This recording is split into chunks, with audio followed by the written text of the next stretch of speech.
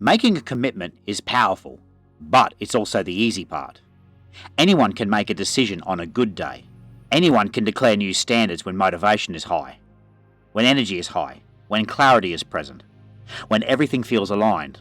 The real test arrives later, on ordinary days, on difficult days, on days when nothing in you feels aligned, days where the decision feels distant, days where the reason you started is no longer emotionally available. That's where discipline enters. People often misunderstand discipline. They imagine it as intensity, extreme effort, relentless willpower. But discipline rarely looks dramatic. Most of the time, it looks ordinary. Showing up when you'd rather not. Repeating something that has already become boring. Continuing when progress feels slow. It looks like doing the same thing again, without the emotional reinforcement you had at the beginning. And this is where most people fall away. Not because they lack ability, because the emotional reward has disappeared. And without discipline, they have nothing to replace it. Discipline protects the line that commitment created. Without discipline, standards collapse quietly. Not all at once, gradually. A missed day, a shortened effort, a small compromise, until eventually the line has moved. A standard only exists if it survives your worst moods. If your behavior changes every time your emotions change, then your standard was never real. It was preference, something you did when it felt right. Discipline turns preference into structure.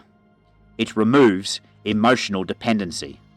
It creates continuity between good days and bad days. Because it replaces the question, how do I feel, with what is required. Discipline is loyalty to your standards. Not when it's easy, when it's inconvenient, when it's tedious, when no one is watching, when nothing in you wants to continue. That's when standards become real, because that's when they are tested. And anything untested does not hold.